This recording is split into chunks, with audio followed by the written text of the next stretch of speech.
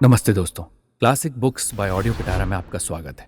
बेहतरीन audio book सुनने के लिए हमारा चैनल सब्सक्राइब करें और बेल आइकन दबाना ना भूलें ताकि आपको हर अपडेट मिलता रहे।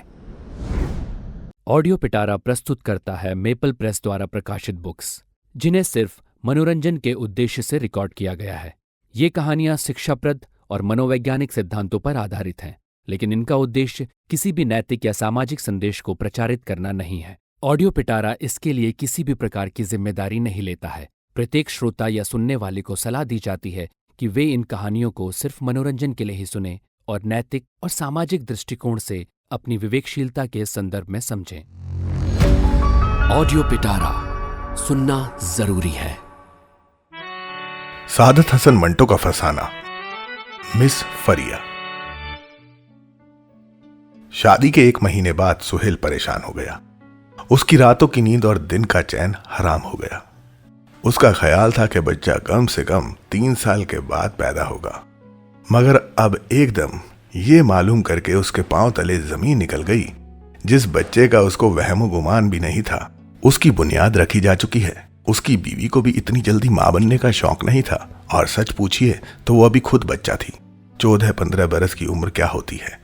जुम्मा 8 दिन हुए आयशा गुड़िया खेलती थी, और सिर्फ 5 महीने की बात है कि सोहेल ने उसे गली में जंगली बिल्ली की तरह निकम्मे चुन्नू पर ख्वांचे वाले से लड़ते झगड़ते देखा था। मुंह लाल किए वो उससे कह रही थी, तुमने मुझे कल भी खेली इस तरह कम कर दी थी, तुम बेईमान हो। मेरे पास क्या मुफ्त के आते हैं जो मैं तोल में हर बार कम चीज ले लूं।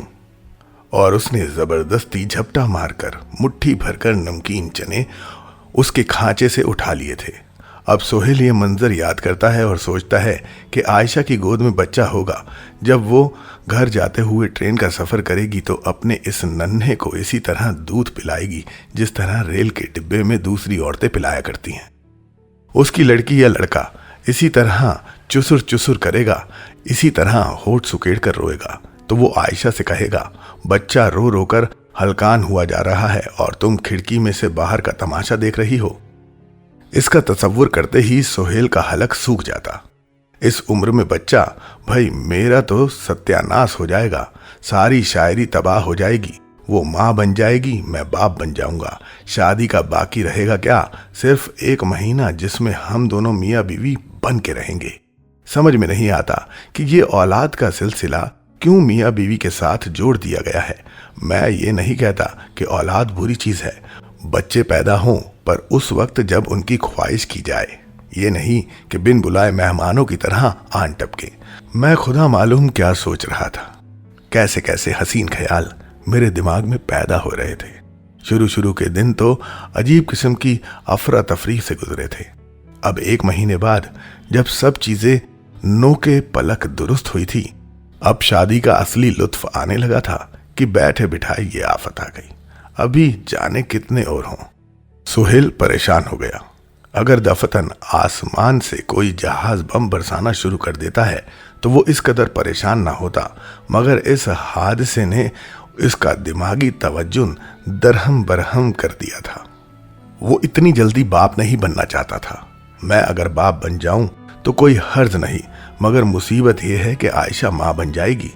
उसको इतनी जल्दी हरगिज मां नहीं बनना चाहिए। वो जवानी कहाँ रहेगी उसकी, जिसको मैं अब भी शादी होने के बाद भी कनखियों से देखता हूं और एक लर्जिश सी अपने ख्यालात में महसूस करता हूं। उसकी तेजी और तरारी कहाँ रहेगी। वो भोलापन जो अब मुझे आयशा में नजर आता है, मां बनकर बिल्कुल गायब हो जाएगा। वो खलंडरापन जो उसकी रगों में फड़कता है मुराद हो जाएगा। वो मां बन जाएगी और साबुन के झाग की तरह उसकी तमाम चुलबुलाहटें बैठ जाएंगी। गोद में एक छोटे रोते पिल्ले को लिए कभी वो मेज पर पेपर वेट उठाकर बजाएगी, कभी कुंडी हिलाएगी और कभी कुनसुरी तानों में ऊट पटांग लोरियां सुनाएगी। वल्लाह मैं तो पागल हो जाऊंगा। सोहेल को दीवानगी की हद तक इस हादसे ने परेशान कर रखा था। 3-4 दिन तक उसकी परेशानी का किसी को इल्म ना हुआ, मगर इसके बाद जब उसका चेहरा फिक्रो तरछुत के बायस में मुरझा सा गया तो एक दिन उसकी माँ ने कहा, सोहेल क्या बात है, आजकल तुम बहुत उदास रहते हो। कोई बात नहीं अम्मी जान, मौसम ही कुछ ऐसा है। मौसम बेहद अच्छा था, हवा में लताफत थी। विक्टोरिया गार्डन में जब वो सैर के लिए गया तो उसे बेशुमार फूल खिले हुए नजर आते थे। हर रंग के हरियावल भी आम थे। दरख्तों के पत्ते अब मटियाले नहीं थे, हर शय धुंधली हुई नजर आती थी। मगर सोहेल ने अपनी उदासी का बाइस मौसम की खराबी बताया। माँ ने जब ये बात सुनी तो कहा, सोहेल तू मुझसे छुपाता है, देख सच सच बताओ क्या बात है। आयशा ने तो कोई ऐसी वैसी बात नहीं की। सोहेल के जी में आया कि अपनी माँ से कह दे ऐसी वैसी बात। अम्मी जान, उसने ऐसी बात की कि मेरी जिंदगी तबाह हो गई। मुझसे पूछे बगैर उसने माँ बनने का इरादा कर लिया है। मगर उसने ये बात ना कही इसलिए कि ये सुनकर उसकी माँ यकीनी तौर पर खुश होती। नहीं अम्मा, आयशा ने कोई ऐसी बात नहीं की, वो तो बहुत अच्छी लड़की है, आपसे तो उसे बेपनाह मोहब्बत है। दरअसल मेरी उदासी का बाइस। लेकिन अम्मी जान, मैं तो बहुत खुश हूं। यह सुनकर उसकी माँ ने दुआइयां लहजे में कहा, अल्लाह तुम्हें हमेशा खुश रखे। आयशा वाकई ही बहुत अच्छी लड़की है, मैं तो उससे बिल्कुल अपनी बेटी की तरह समझती हूँ। अच्छा पर सोहेल ये तो बता, अब मेरे दिल की मुराद कब पूरी होगी? सोहेल ने मसनूई लाइल्मी का इजहार करते हुए पूछा। मैं आपका मतलब नहीं समझा। तू सब समझता है, मैं पूछती हूँ कब तेरा लड़का मेरी गोद में खेलेगा? सोहेल दिल की एक आरजू थी कि तुझे दूल्हा बनता देखूं, सो ये आरजू खुदा ने पूरी कर दी। अब इस बात की तमन्ना है कि तुझे फलता फूलता भी देखूं। सोहेल ने अपनी माँ के कांधे पर हाथ रखा और खिसियानी हंसी के साथ कहा, अम्मी जान आप तो हर वक्त ऐसी बात करती रहती हैं। 2 बरस तक मैं बिल्कुल औलाद नहीं चाहता। 2 बरस तक तू बिल्कुल औलाद नहीं चाहता? कैसे? यानी तू अगर नहीं चाहेगा तो बच्ची बच्चा नहीं होगा? वाह, ऐसा कभी भला हो सकता है? औलाद देना ना देना उसके हाथ में है और जरूर देगा। अल्लाह के हुक्म से कल ही मेरी गोद में पोता खेल रहा होगा। सोहेल ने इसके जवाब में कुछ ना कहा। वो कहता भी क्या? अगर वो अपनी माँ को बता देता कि आयशा हामिला हो चुकी है तो जाहिर है कि सारा राज फाश हो जाता और वो बच्चे की पैदाइश रोकने के लिए कुछ भी ना कर सकता। शुरू में उसने सोचा था कि शायद कोई गड़बड़ हो गई है। इसने अपने शादीशुदा दोस्तों से सुना था कि औरतों के हिसाबो किताब में कभी कभी ऐसे हेरफेर हो जाया करते हैं। अभी तक एक ख्याल उसके दिमाग में जमा हुआ था। उसके मोहम होने पर भी उसको उम्मीद थी कि चंद ही दिनों में मतला साफ हो जाएगा। 15-20 दिन गुजर गए मगर मतला साफ ना हुआ। अब उसकी परेशानी बहुत ज्यादा बढ़ गई। वो जब भोली भाली आयशा की तरफ देखता तो उसे महसूस होता कि वो किसी मदारी के थैले की तरफ देख रहा है। आज आयशा मेरे सामने खड़ी है, कितनी अच्छी लगती है, लेकिन महीनों में इसका पेट फूल कर ठल्ल्या बन जाएगा, हाथ पैर सूज जाएंगे, हवा में अजीबो अजीब खुशबुएं और बदबुएं सूंघती फिरेगी। के करेगी और खुदा मालूम क्या से क्या बन जाएगी। सोहेल ने अपनी परेशानी माँ से छुपाई रखी, बहन को भी पता ना चलने दिया, मगर बीवी को मालूम हो ही गया। एक रोज सोने से पहले आयशा ने बड़े तशवीशनाक लहजे में उससे कहा, कुछ दिनों से आप मुझे बेहद अलग से नजर आते हैं, क्या वजह है? लुत्फ ये है कि आयशा को कुछ मालूम नहीं था। 1-2 बार उसने सोहेल से कहा था कि ये अब की दफा क्या हो गया है, तो सोहेल ने बात गोल मोल कर दी थी और कहा था कि शादी के बाद बहुत सी तब्दीलियां हो जाती हैं, मुमकिन है ऐसी कोई ही तब्दीली हुई होगी, मगर अब उसे सच्ची बात बताना ही पड़ी। आयशा, मैं इसलिए परेशान हूं कि तुम अब माँ बनने वाली हो। आयशा शर्मा गई। आप कैसी बातें करते हैं? कैसी बातें करता हूं? अब जो हकीकत है मैंने तुमसे कह दी। मैं तुम्हारे लिए ये खुशखबरी होगी, मगर खुदा की कसम इसने मुझे कई दिनों से पागल बना रखा है। आयशा ने जब सोहेल को संजीदा देखा तो कहा, तो क्या सचमुच? हाँ सचमुच तुम माँ बनने वाली हो। खुदा की कसम, जब भी मैं सोचता हूँ कि चंद महीनों में तुम कुछ और ही बन जाओगी तो मेरे दिमाग में एक ही हलचल सी मचती है। मैं नहीं चाहता कि इतनी जल्दी बच्चा पैदा हो। अब खुदा के लिए तुम कुछ करो। आयशा ये बात सुनकर महजूब सी हो गई थी। हिजाब के अलावा उसने होने वाले बच्चे के मुतल्लिक कुछ भी महसूस नहीं किया था। वो दरअसल ये फैसला ही नहीं कर सकती थी कि उसे खुश होना चाहिए या घबराहट का इजहार करना चाहिए। उसको मालूम था कि जब शादी हुई है तो बच्चा जरूर पैदा होगा। मगर उसे ये मालूम नहीं था कि सोहेल इतना परेशान हो जाएगा। सोहेल ने उसको खामोश देखकर कहा, अब सोचती क्या हो, कुछ करो ताकि इस बच्चे की मुसीबत टले। आयशा दिल ही दिल में होने वाले बच्चे के लिए नन्हे नन्हे कपड़ों के मुतल्लिक सोच रही थी कि सोहेल की आवाज ने उसे चौंका दिया। क्या कहा? मैं कहता हूं कुछ ऐसा बंदोबस्त करो कि ये बच्चा पैदा ना हो। बताइए मैं क्या करूं? अगर मुझे मालूम होता तो मैं तुमसे क्यों कहता?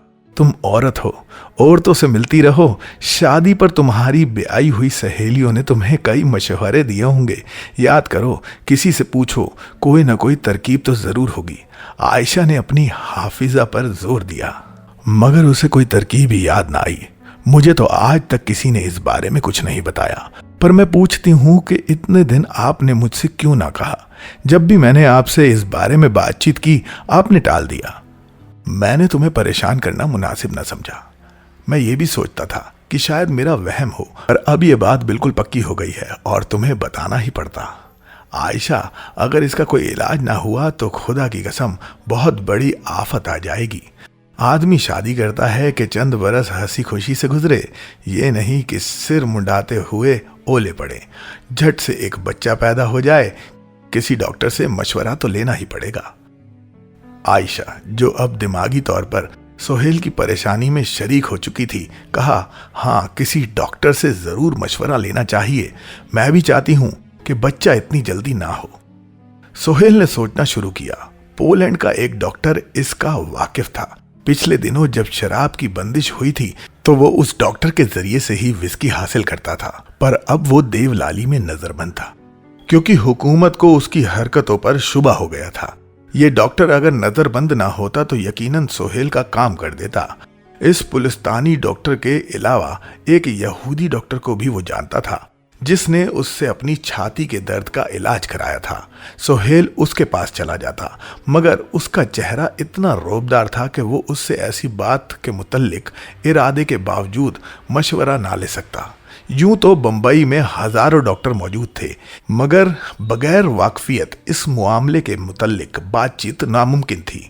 बहुत देर तक गौर फिक्र करने के बाद अचानक उसको मिस फरिया का ख्याल आया, जो नागपाड़े में प्रैक्टिस करती थी, और इसका ख्याल आते ही मिस फरिया उसके आंखों के सामने आ गई। मोटे और भारी जिस्म की ये क्रिश्चियन औरत अजीबोगरीब कपड़े पहनती थी।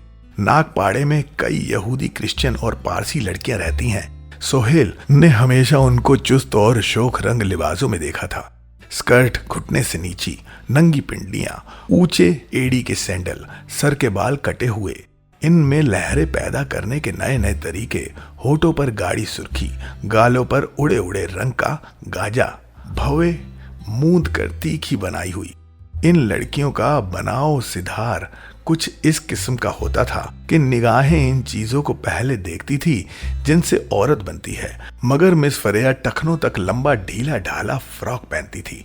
पिंडलियां हमेशा मोटी जुराबों से ढकी रहती थी। शो पहनती थी। बहुत ही पुराने फैशन के बाल कटे हुए थे, मगर इनमें लहरें पैदा करने की तरफ वो कभी तवज्जो ही नहीं देती थी। बेतवज्जुही के बाइस इसके बालों में एक अजीब किस्म की बेजानी और खुशकी पैदा हो गई थी।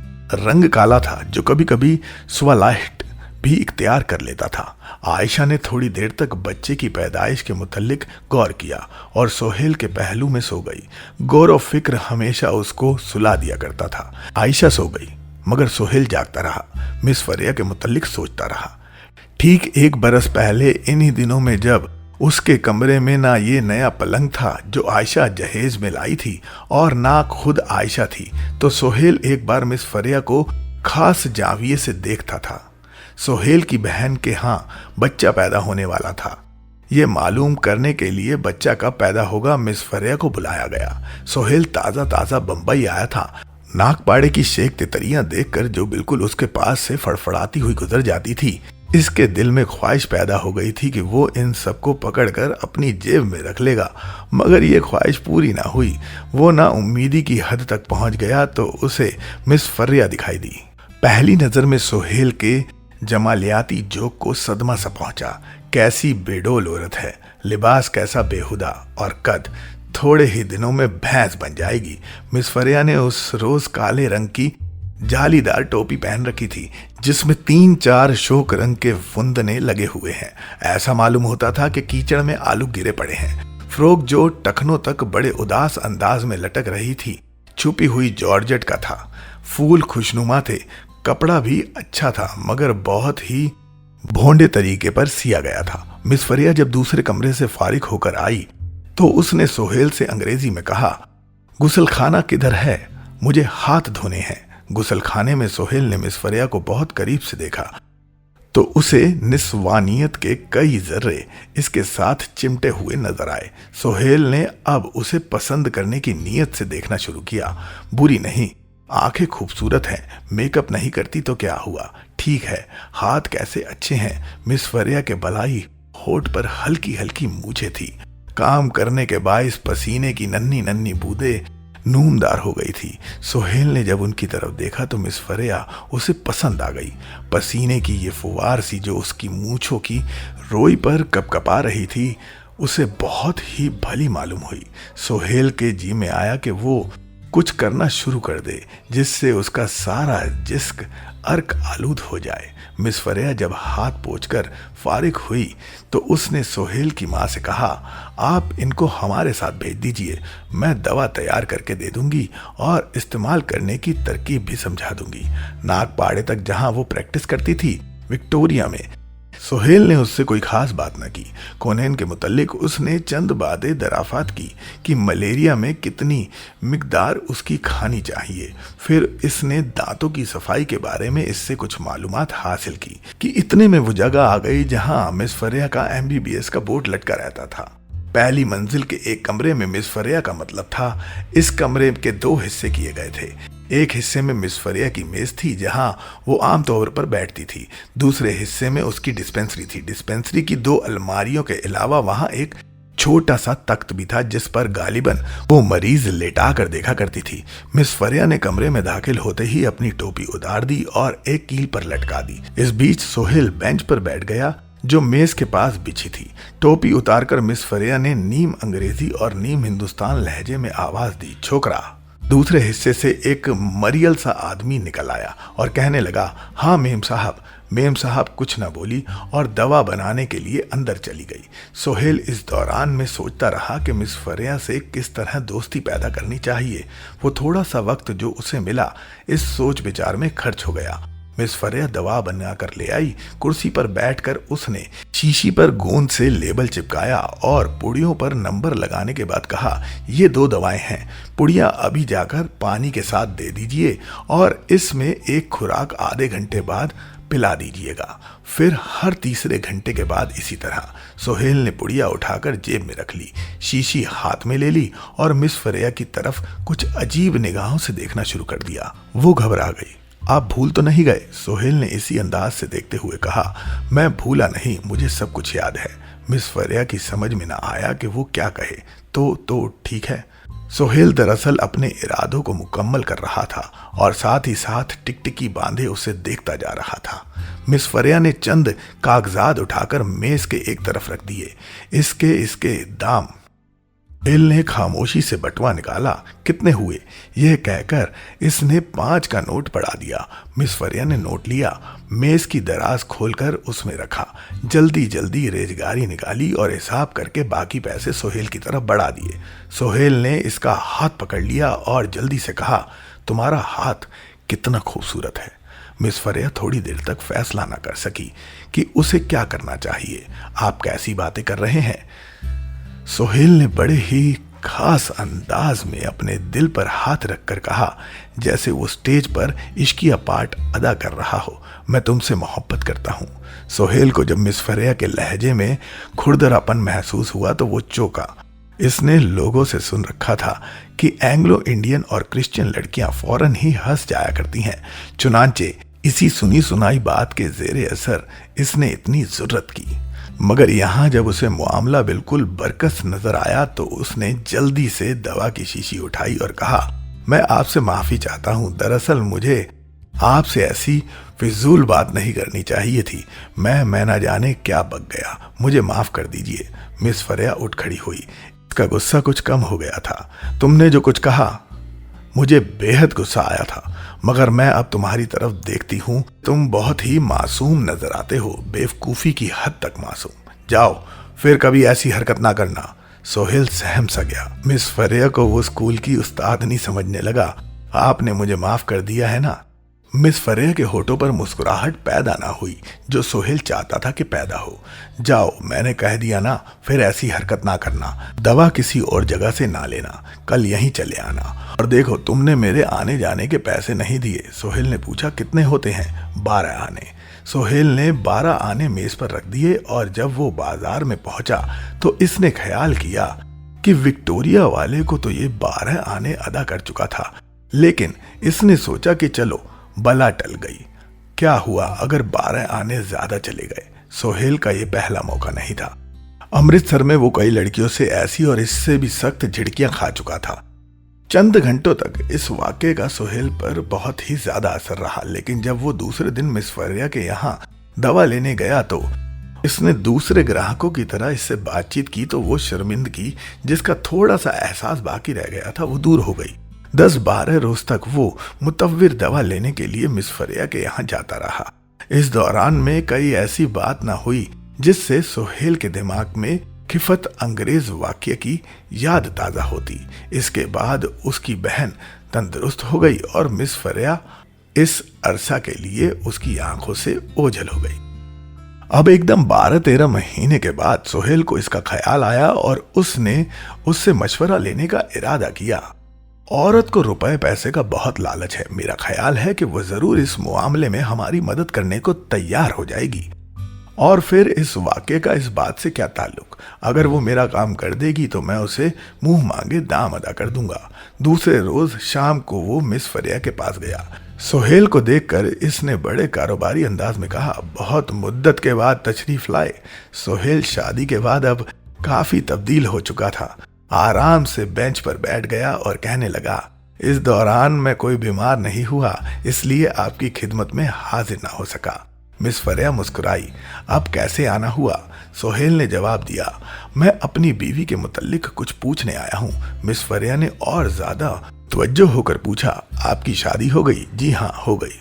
कब हुई? 1 महीना पहले। सिर्फ 1 महीना? मिस फरिया ने कुर्सी पर अपना पहलू बदला। कैसी है आपकी बीवी? सोहेल ने बिल्कुल रस्मी अंदाज में जवाब दिया, बहुत अच्छी है। मेरा मतलब कि खूबसूरत है? जरूर खूबसूरत होगी। पंजाब की लड़कियां आमतौर पर खूबसूरत होती हैं। सोहेल ने फरिया की तरफ देखा। चेहरे पर उसने पाउडर लगा रखा था जिससे रंग बहुत ही बदनुमा हो गया था। बाल खुश्क और बेजान, फ्रॉक भी निहायत भोंडा था। जब उसने आयशा का ख्याल किया तो फरिया उसे भंगन मालूम हुई। दिल ही दिल में वो हंसा और पुराना बदला लेने की खातिर इसने कहा, मेरी बीवी बहुत खूबसूरत है, तुम उसे देखोगी तो पता चलेगा। मिस फरिया ने शायद ये बात ना सुनी क्योंकि वो कुछ और ही सोच रही थी। तो 1 महीने से तुम ऐश कर रहे हो? सोहेल ने फिर उसे जलाने के लिए कहा, इंसान को जिंदगी में एक बार ही ऐसा मौका मिलता है, क्यों ना उसका फायदा उठाया जाए। हाँ, जरूर फायदा उठाना चाहिए, मगर ज्यादा नहीं। तुम जरूर ज्यादा से ज्यादा फायदा उठाने की कोशिश करते होगे। मिस फरिया के लहजे में एक अजीब किस्म की ललचाहट थी। सोहेल को इस गुफ्तगू से मजा आने लगा। मुस्कुराकर उसने कहा, ज्यादा से ज्यादा क्यों ना उठाया जाए, यही तो वक्त है कि जी भर के लुत्फ उठाया जाए। बीवी अच्छी हो, तबीयतें आपस में मिल जाती हैं। जवान हो, हालात साजगार हो, मौसम खुशगवार हो तो मिस फरिया मुजतरिफ हो गई। ये इस्तिराब छुपाने की खातिर उसने कहा, आप किस किस्म का मशवरा लेने के लिए आए हैं? मैं अपनी बीवी के मुतल्लिक कुछ पूछने आया था। मिस फरिया फिर उसी रोह में बह गई। मैं उसको जरूर देखूंगी। मुझे खुशी होगी। किसे मालूम था कि तुम इतनी जल्दी शादी कर लोगे? मेरा मतलब है कि तुम्हारी जिंदगी में जरूर एक बहुत बड़ी तब्दीली हो गई होगी। सोहेल ने जवाब दिया, तब्दीली? कोई खास तब्दीली पैदा तो नहीं हुई। मैं पहले भी ऐसा ही था। खास फर्क पड़ भी कह सकता है। हर हाल में मैं खुश हूँ, बहुत ही खुश हूँ। शादी बहुत अच्छी चीज है। मिस फरिया ने थूक निकल कर कहा, क्या शादी वाकई ही बहुत अच्छी चीज है? बहुत ही अच्छी चीज है। मैं तो कहता हूं कि तुम भी शादी कर लो। मिस फरिया ने मेज पर से रंगीन तीलियों का बना जापानी पंखा उठाया और झलना शुरू कर दिया। मुझे अपनी बीवी के मुतल्लिक कुछ और बताओ, यानी तुम्हारी अज़दवाजी जिंदगी कैसे गुजर रही है, उसके ख्यालात क्या हैं? फरिया के होठों पर खिसखिसियानी सी मुस्कुराहट पैदा हुई। उसके होठ कुछ इस अंदाज से बातें करते वक्त खुल रहे थे कि सुहेल को महसूस हुआ कि फरिया के चेहरे पर मुंह के बजाय एक जख्म है जिसके टांके उधड़ रहे हैं। सुहेल ने गौर से उसकी तरफ देखा और यूं ही देखते हुए वो 1 बरस पीछे चला गया, जब उसने बड़ी नेक नियति से उस औरत में चंद खूबसूरतियां तलाश की थी और उनका सहारा लेकर उससे दोस्ताना ताल्लुकात पैदा करने की निहायत ही भोंडी कोशिश की थी। अब वही औरत इसके सामने कुर्सी पर बैठी पंखा झलकर अपना अंदरूनी इज्तिराब हल्का कर रही थी। 1 बरस इसके काले चेहरे और खुश्क बालों पर से मजीद स्याही और खुश्की पैदा किए बगैर गुजर गया था, मगर सुहेल अब बिल्कुल तब्दील हो चुका था। वो ये सोच ही रहा था कि मिस फरिया ने उससे कहा, तुम कितने तब्दील हो गए हो, अब तुम पूरे मर्द बन चुके हो। सुहेल ने फरिया की तरफ देखा। उसकी मूंछों पर पसीने के नन्हे नन्हे कतरे नमूदार हो रहे थे। उनको देखकर अब इसके दिल में वो पहली सी ख्वाहिश पैदा ना हुई। मिस फरिया ने पंखा मेज पर रख दिया और कहूनियां टेक कर सुहेल की तरफ उन बिल्लियों की तरह देखने लगी जो मौसम बहार में लौटकर उदास उदास आवाजें निकाला करती हैं। सुहेल ने पंखे की एक उधड़ी हुई तीली नोचने के लिए हाथ बढ़ाया तो मिस फरिया ने उसे आहिस्ता से पकड़कर कहा, याद है तुमने एक दफा इसी तरह मेरा हाथ दबाया था। मिस फरिया की आवाज लर्जा थी। सुहेल ने अपना हाथ खींच लिया और बड़े खुश्क लहजे में कहा, मिस फरिया तुम्हारी ये हरकत बहुत ही नाजेबा है, देखो फिर कभी ऐसा ना करना। ये कहकर इसने अपना बटवा लड़जाते हुए हाथों से खोला और 12 आने निकालकर मेज पर रख दिए। ये रहा तुम्हारे आने जाने का किराया। सुहेल जब नीचे उतरा तो बाजार में चलते चलते उसने सोचा, जब बच्चा पैदा होगा तो मैं उसे गोद में उठाकर मिस फरिया के पास जरूर आऊंगा और फर्क के साथ कहूंगा, इसके मुतल्लिक तुम्हारा क्या ख्याल है। सुहेल बहुत खुश था जब इसने मजा लेने की खातिर ये सारा वाकया धराया तो आखिर में 12 आने आए जो इसके कांपते हुए हाथों से निकलकर मिस फरिया की मेज पर रखे थे। अरे मैंने उसे 12 आने क्यों दिए, ये किराया किसका था? सुहेल जब इसका जवाब तलाश ना कर सका तो बेइख्तियार हंस पड़ा। ऑडियो पिटारा सुनना जरूरी है। दोस्तों, आपको ये कहानी कैसी लगी हमें ज़रूर बताइएगा। लाइक और कमेंट कीजिए और अपने दोस्तों के साथ ये कहानी ज़रूर शेयर कीजिए। Thank you so much. Audio पिटारा सुनना जरूरी है।